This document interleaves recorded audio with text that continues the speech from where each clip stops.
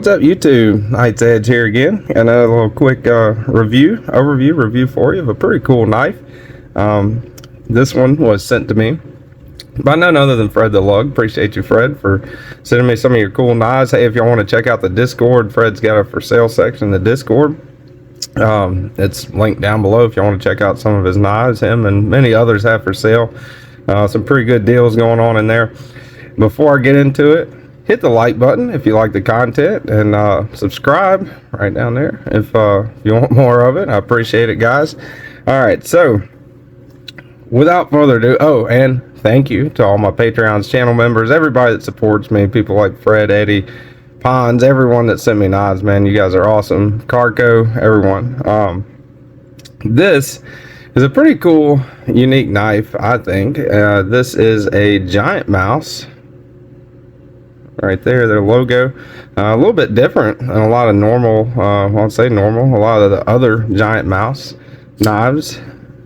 Doesn't have the signature giant mouse hole in it, you know, a lot different blade shape. It looks a lot different than a standard giant mouse. This is the giant mouse GM9. GM9, also known as the Tantuco, is Vox and Anzo's take on a modern Nordic folder.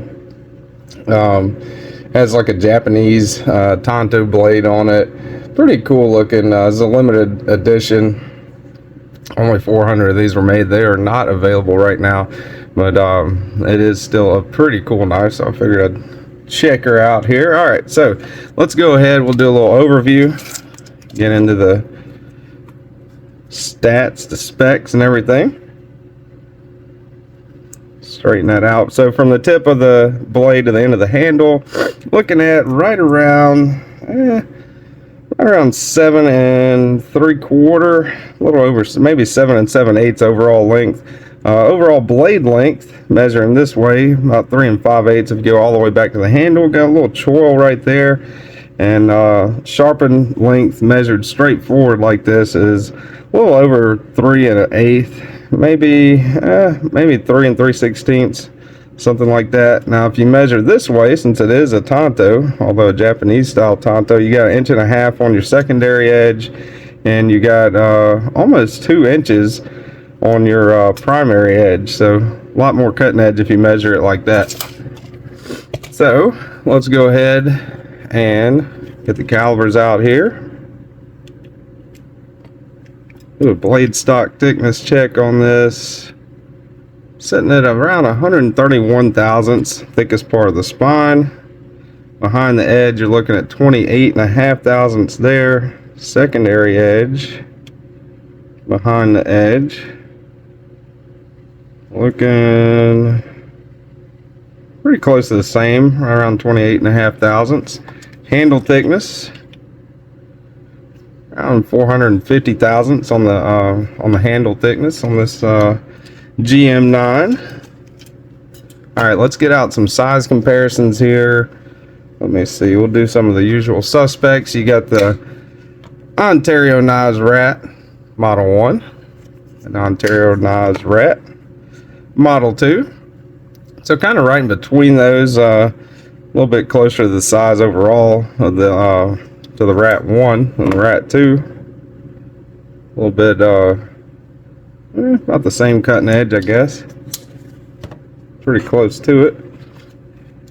All right, you got the Demko Knives 8010, or the Demko Knives 8020.5. That's the slicer version, and then you got the Cold Steel Knives 8010.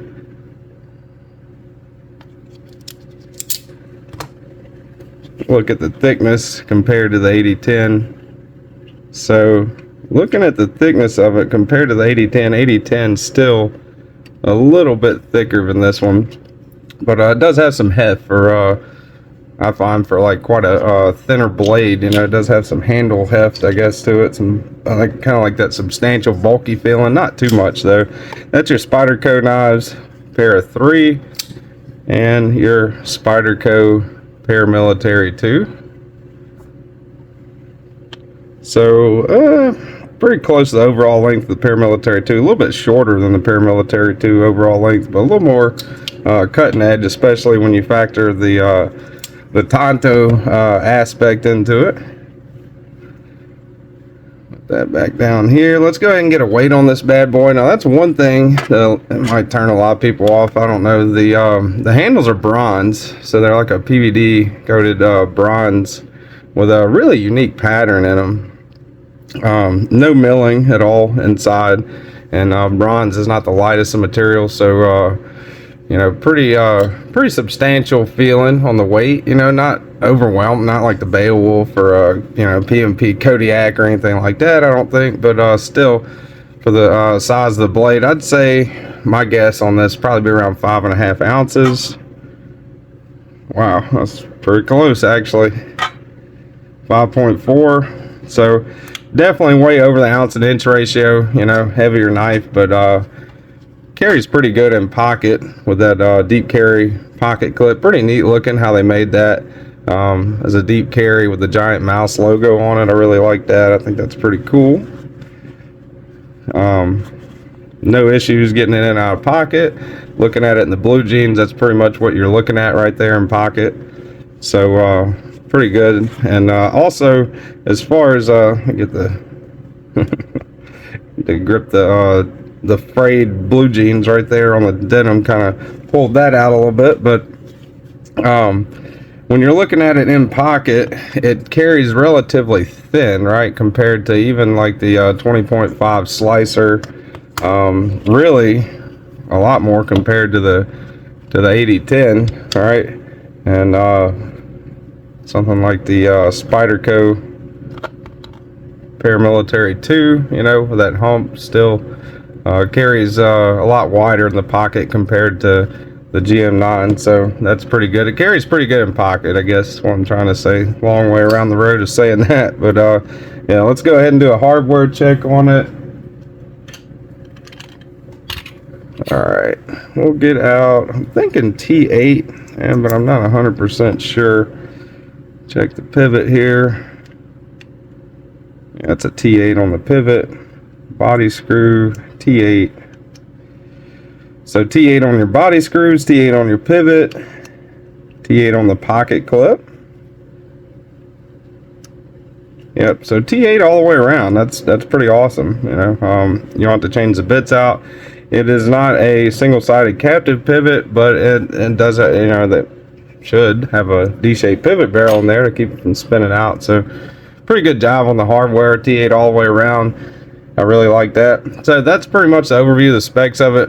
We'll go into like my opinion and aesthetics and stuff like that. This is a 20 CV blade. These are made in Italy, I believe. Let me double check that.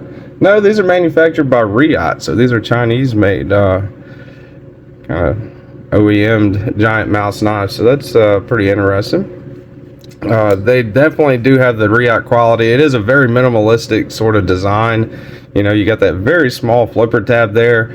The blade doesn't stick up, you know, out of the handle. It disappears pretty much into the handle whenever you're carrying it, whenever it's folded closed. A little bit of jimping there, a little bit of jimping on that kind of right there on that front, on that flipper, and that's pretty nice. You know, the flipper works great.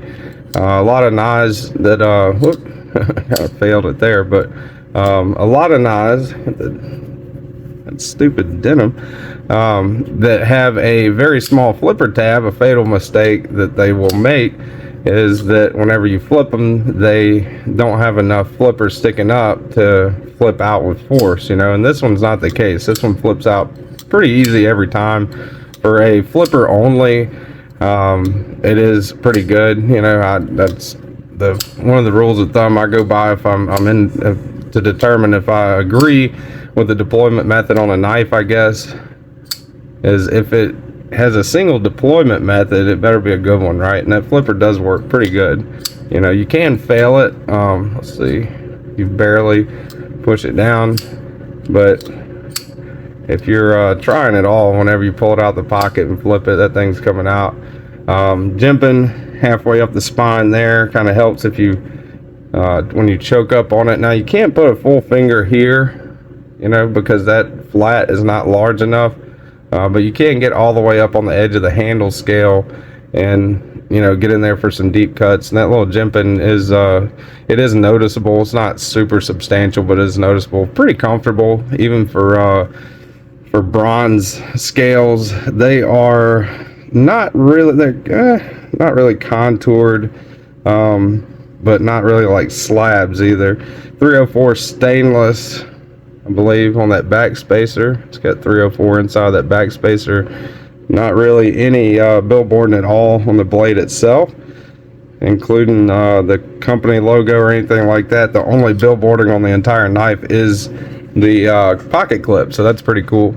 I like the look of it. I like the milling pattern and that bronze. You know, it's really, to me, is really neat looking, especially with that line going down the center. That's pretty cool.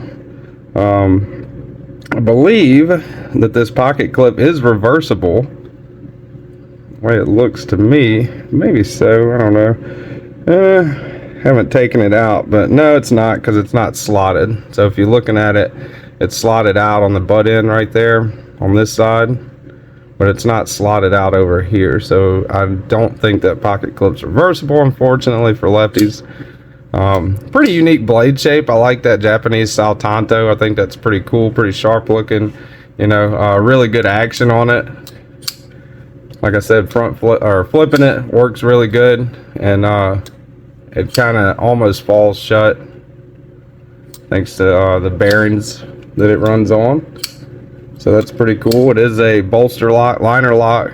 You know, the liner is nested inside of the bronze handle scales, so that's pretty cool. Kind of cut out right there for the liner lock. So yeah, pretty neat knife all the way around. I like the looks of it. Very nice dressing knife, gentleman's knife, maybe a little bit heavy on the side of you know, like for dress pants maybe, but still, you know, pretty good. Kind of got that bronze, fits in with the handle scale pivot collar going on right there. That's cool too.